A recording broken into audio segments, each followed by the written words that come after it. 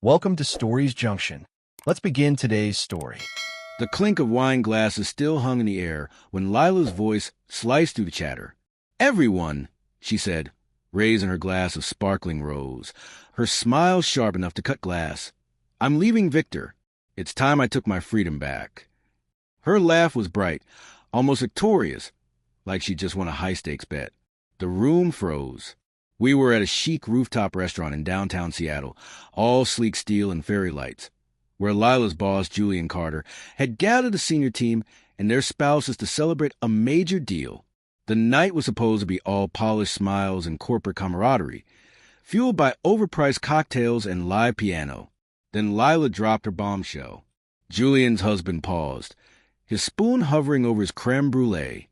The air thickened with unease. Every guest suddenly hyper-aware their napkins. Lila sat there radiant, her eyes locked on me, waiting for me to crack. But I just met her gaze and gave a small nod. "Noted," I said, my voice steady. Her smile flickered, like a script had gone off course. She let out a forced chuckle. "Well, I guess Victor's handling this better than I thought." I turned to Julian. "This place is fantastic, by the way. Great choice." The table stayed quiet, the kind of silence that screams. People tried to pivot to small talk, weather, deals, anything. But Lila's announcement had derailed the night. She wanted a spectacle. I wasn't giving her one. In the car, her composure unraveled. "You're impossible," she spat, her voice tight as she glared at me from the passenger seat. "You made me look unhinged back there." "You managed that on your own," I said, eyes fixed on the rain-slicked road. "You could have at least pretended to be shocked." "Why? You've been planning this for months. You think I didn't see it coming?" I kept my tone even, but the words landed like stones. She went quiet, her arms crossed, the city lights streaking past us. She didn't know I'd been preparing. 10 years ago, before we married, she'd signed a prenup. And that document was about to become her biggest miscalculation. At home, the tension followed us inside.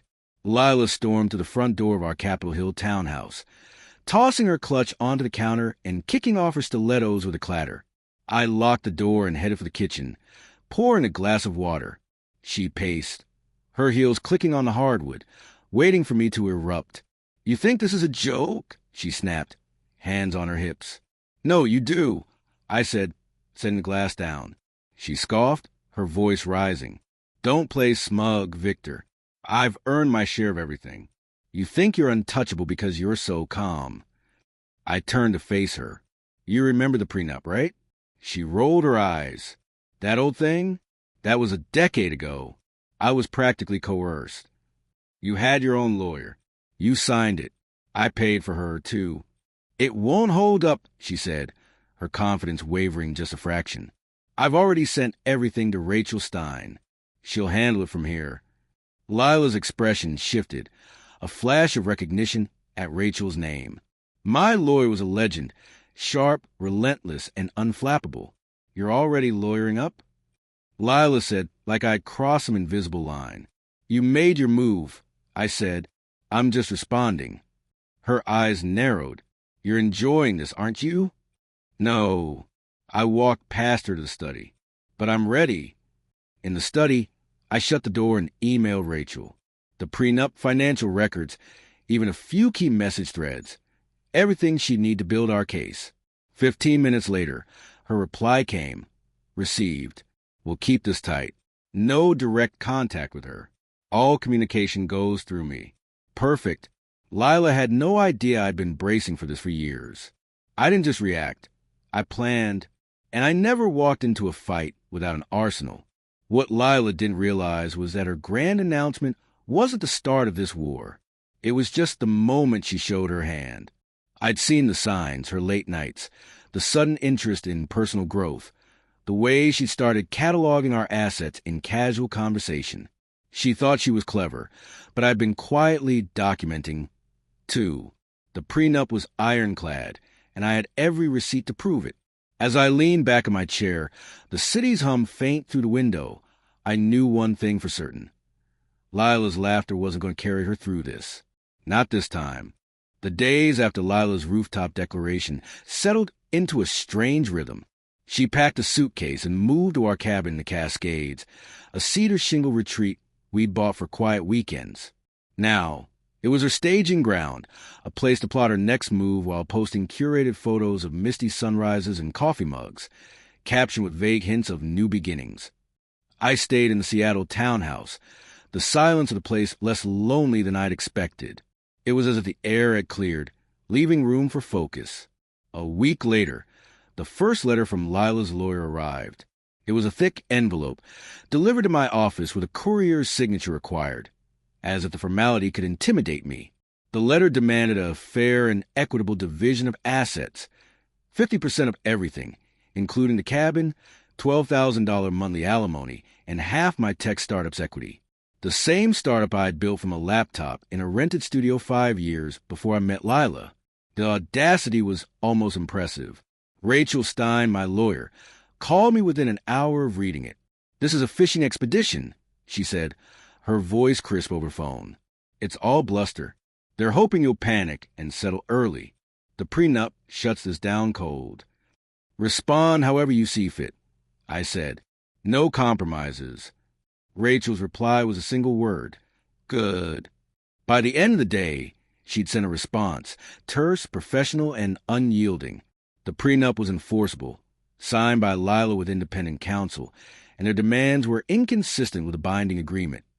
No counteroffer, no negotiation, just a polite invitation to rethink their approach. Lila didn't take it well. That night, my phone buzzed with a text from a new number. "Victor, we don't need to make this ugly. Let's talk like adults." I didn't reply. I forwarded it to Rachel with a note, attempting direct contact. "Please advise." Then I blocked the number. The next morning, another text came from a different number. "You're being cold. I gave you 10 years. Don't do this." Blocked again. Lila was trying to sidestep the legal wall, aiming for an emotional crack she could exploit. But I wasn't playing that game. She'd chosen a public stage for her exit. Now she'd get a legal one. The next move came through her sister, Mara. She showed up at my office unannounced, striding past a receptionist with a smile that didn't reach her eyes. "Victor," she said, leaning against my desk like we were old friends, "Lila's really struggling. You're making this harder than it needs to be." "She has a lawyer," I said, not looking up from my laptop. "She can use them." "She thought you'd be reasonable," Mara pressed, her voice softening. She was young when she signed that prenup. She didn't understand.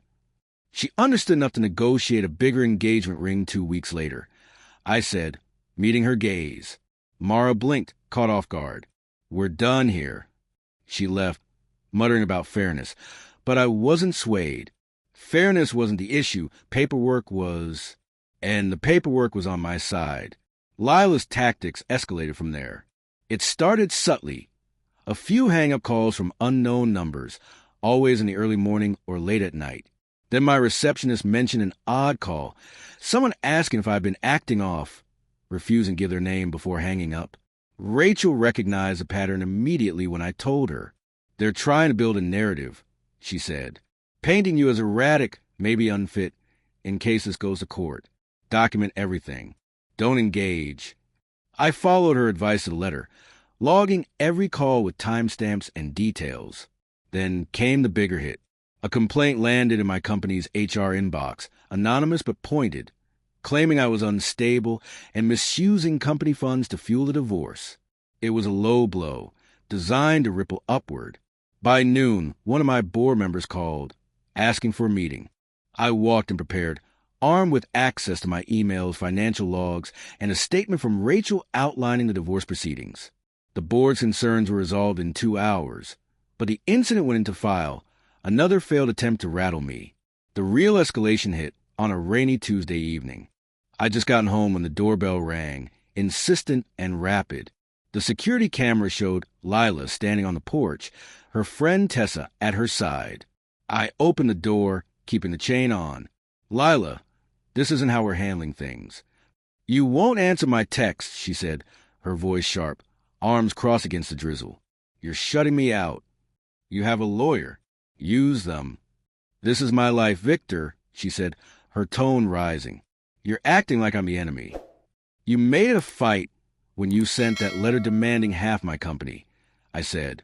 Tessa stepped forward, her voice softer. "She just wants to talk. Victor, be human for once." "She can schedule it through counsel," I said, unmoved. I closed the door, hearing Lila's muffled protest as I walked away. 5 minutes later, I emailed Rachel. Unannounced visit. Accompanied by witness. Attempted to bypass legal process. No response given. Door closed. Every move was documented. Every boundary held. What Lila didn't see was that her strategy was unraveling her own position. She thought she could pressure me into a reaction, something she could twist to her advantage. But I'd learned her patterns years ago, the way she'd charm, then push, then pivot to victim when charm failed. This time, I wasn't her audience. I was her opponent, and I'd been preparing for this longer than she realized. The prenup wasn't just a contract. It was a shield, and I was about to find out just how much she'd underestimated it. The weeks following Lila's unannounced visit were a masterclass in escalation. She retreated to Cascade's cabin, but her campaign didn't stop. The hang-up calls grew more frequent, sometimes 5 in a day, always from block numbers. My receptionist reported another vague inquiry about my well-being, this time from a caller who claimed to be a concerned colleague before disconnecting. Rachel Stein, my lawyer, wasn't fazed when I updated her. "Classic smear tactic," she said over the phone, her tone as sharp as ever. "They're trying to create a trail, something to spin in court if it gets there. Keep logging everything. Don't give them an inch."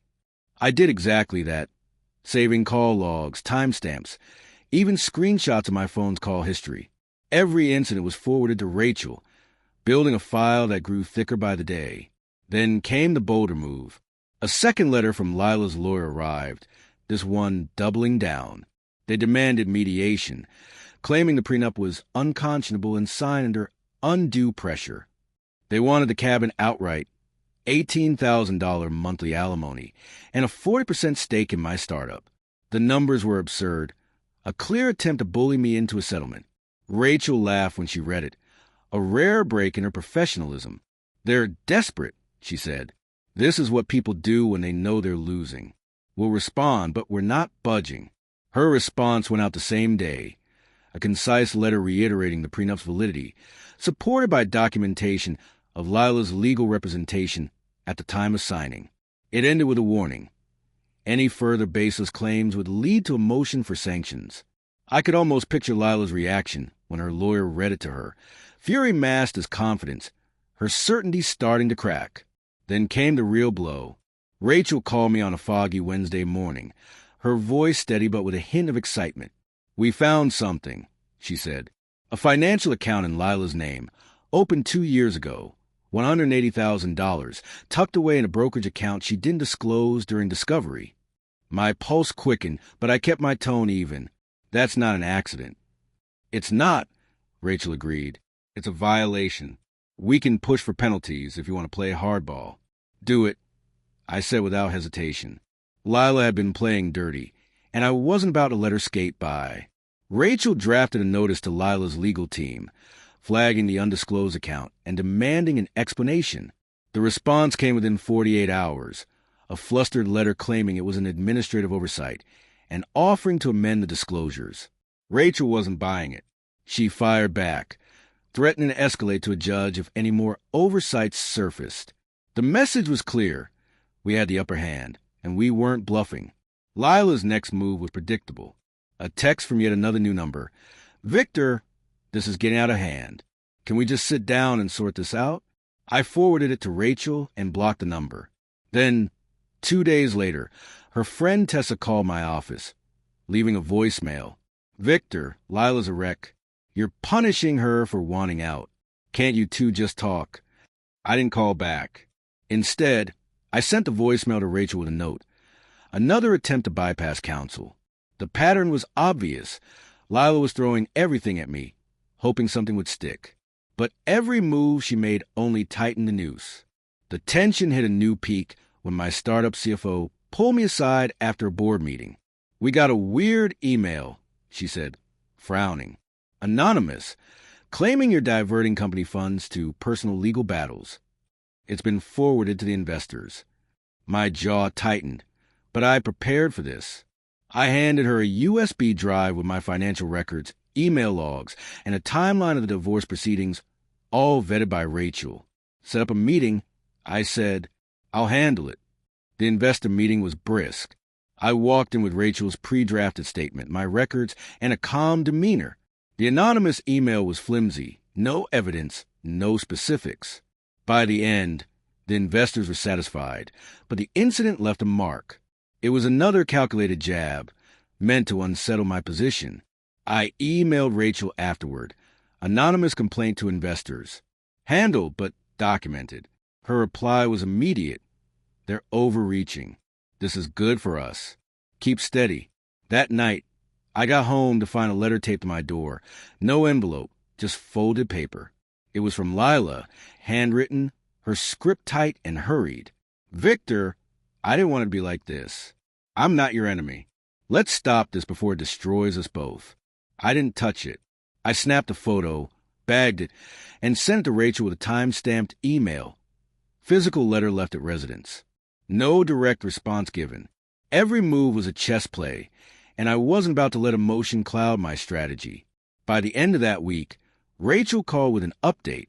Lila's lawyer, Marcus Reed, had requested a private meeting to discuss terms. It was a subtle shift, a crack in their armor. They're nervous, Rachel said. That hidden account changed the game. They know a judge won't look kindly on it. What's our move? I asked. We hold the line, she said. No mediation, no concessions. They'll either comply with the prenup or crash in court. I nodded, staring out at the Seattle skyline from my office window. Lila had thought her public announcement would break me, that her pressure tactics would force me to fold. But she'd miscalculated. The prenup was my foundation, and every step she took was digging her deeper into a hole of her own making. I wasn't angry, just focused, and I knew something she didn't. The next move was going to hurt her more than she expected. The Seattle rain had settled into a steady drizzle by the time Lila's campaign reached its fever pitch. Her lawyer, Marcus Reed, had backed off after Rachel's threat of sanctions over the hidden $180,000 brokerage account. But Lila wasn't done. She'd stopped texting me directly, likely warned by Marcus to stick to legal channels.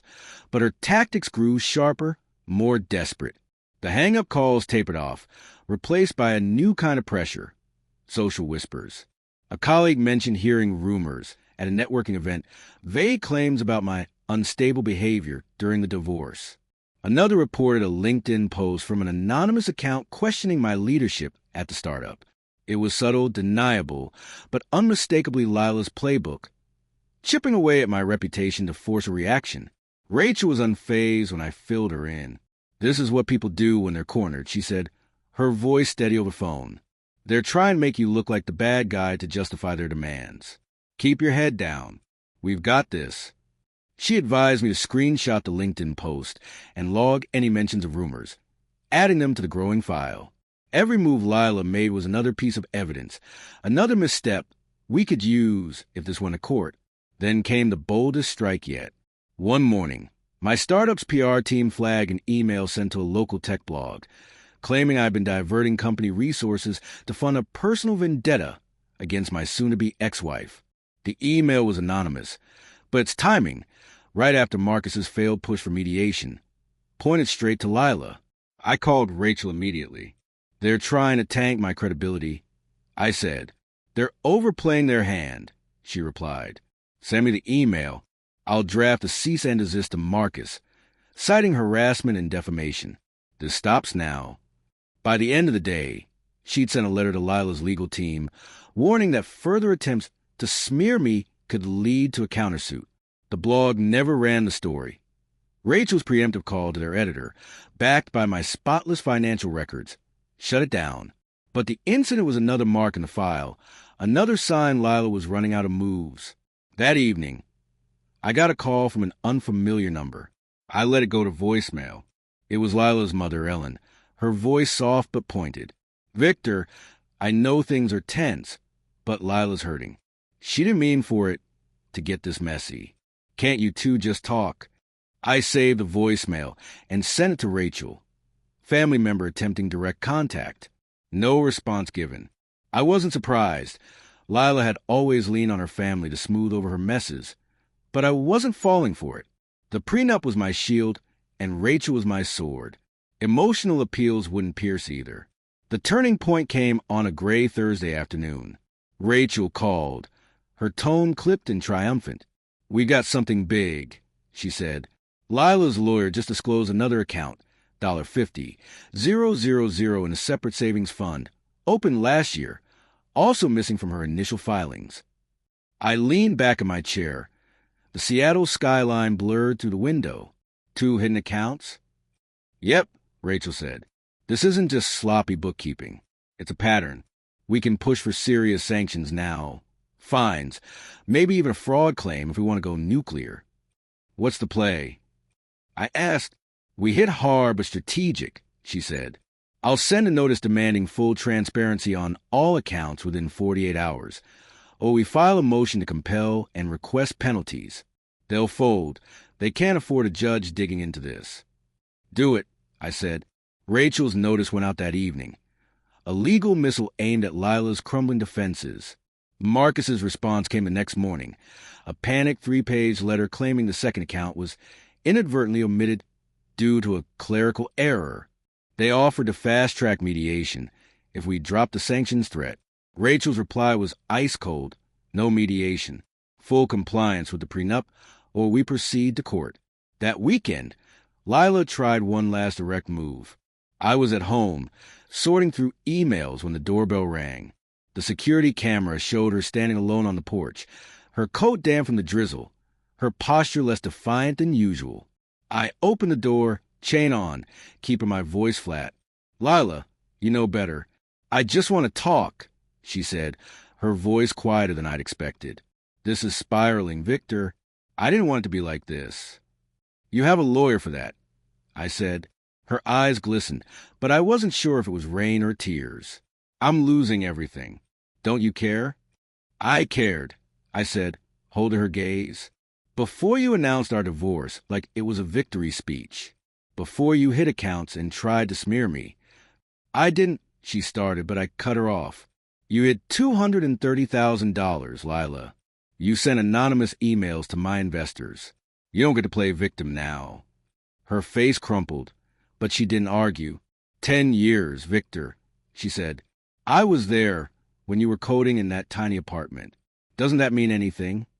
"It did," I said, "until you decided it didn't. Talk to Marcus." I closed the door, hearing her linger for a moment before her footsteps faded. I emailed Rachel immediately. Lila visited unannounced. No witness.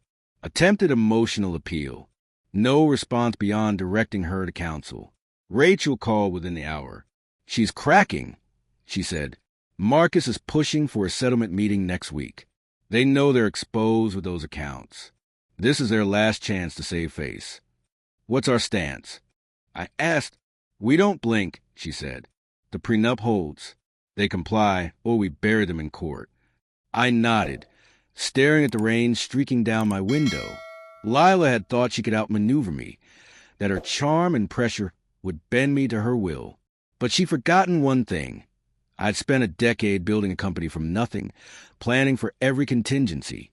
This divorce was just another problem to solve, and I was ready for the end game. The Seattle rain had softened to a mist by the time the divorce reached its final act. Lila's last visit to the townhouse marked a shift. She stopped fighting in the open, her bravado replaced by a quiet desperation. Her lawyer, Marcus Reed, had scheduled a settlement meeting after Rachel's relentless pressure over the hidden accounts, $230,000 in total, exposed as deliberate omissions. The threat of court sanctions loomed large, and Lila's team knew it. They were cornered, and I could feel the balance tipping in my favor. The meeting was set for a neutral conference room downtown, all glass walls and polished wood. Rachel and I arrived early, her briefcase stuffed with every document we compiled. The prenup, financial logs, call records, screenshot of Lila's text, and the paper trail of her smear attempts. Marcus walked in with Lila, who looked smaller than I'd ever seen her, her eyes avoiding mine. The air was heavy, not with anger but with the weight of inevitability. Rachel took the lead, her voice like steel. We're here to finalize terms in accordance with the prenuptial agreement signed by both parties. Any deviation will require justification, and we're prepared to escalate to court if necessary. Marcus tried to interject, suggesting a compromise that included the Cascades cabin and a reduced alimony of $8,000 a month. Rachel didn't blink. The prenup is clear, she said. No real property, no alimony beyond the stipulated lump sum. Your client's non-disclosure of 2 financial accounts already jeopardizes sanctions. We're being generous by not pursuing them. Lila shifted in her seat, her hands clasped tightly. Marcus glanced at her, then back at Rachel. We acknowledge the oversight, he said, his tone careful. We're prepared to comply with the prenup to avoid further escalation. It was a surrender, dressed up as diplomacy. Rachel slid a prepared settlement across the table, detailing the terms. Lila would receive 20% of our marital assets, her personal belongings, and the car she'd driven for the past 3 years. I'd retain 80% of the marital assets, full ownership of the startup and the cabin. The hidden accounts were now fully disclosed, nullifying any leverage she might have had. Lila signed the papers without a word, her pen shaking slightly. The meeting ended in under an hour. As we left, she looked at me, her expression a mix of resignation and something like regret. I didn't return it. The door closed behind us, and Rachel gave me a nod. Cleanly done, she said. It's over. Back at the townhouse, I sat in the quiet, the absence of conflict almost disorienting. The final papers were filed the next day, and the divorce was official. No surprises, no last-minute twists. The prenup held, just as I had known it would. Lila moved out of the cabin a week later, her belongings packed by a moving crew I'd hired to avoid any further contact. They delivered everything to her new apartment in Belltown, a sleek high-rise she'd rented to signal her fresh start. I saw her Instagram post later, carefully staged shots of her with a coffee cup, captioned with quotes about resilience and reinvention. Someone mentioned she was pitching herself as a wellness consultant. I didn't care enough to check. The cabin was mine again, but I didn't visit right away. Instead, I spent my first free weekend in months at home, the Seattle skyline a soft gray beyond my window. The silence wasn't empty. It was peaceful, like the calm after a storm. I'd spent a decade building a life with Lila, believing love could outweigh her small betrayals. The way she'd inflate our lifestyle, the half-truths about her spending, the performative affection at company events. I let them slide, thinking commitment would smooth the edges. It didn't. It just delayed the reckoning. Looking back, I saw the signs I'd ignored. Lila's announcement at the rooftop dinner wasn't a spur-of-the-moment act. It was a culmination of months, maybe years, of planning. She thought she could outmaneuver me, that her charm and pressure would rewrite the rules. But she'd underestimated the prenup and me. I didn't win because I was louder or crueler. I won because I was prepared, because I'd learned early that trust without protection is a gamble you rarely win.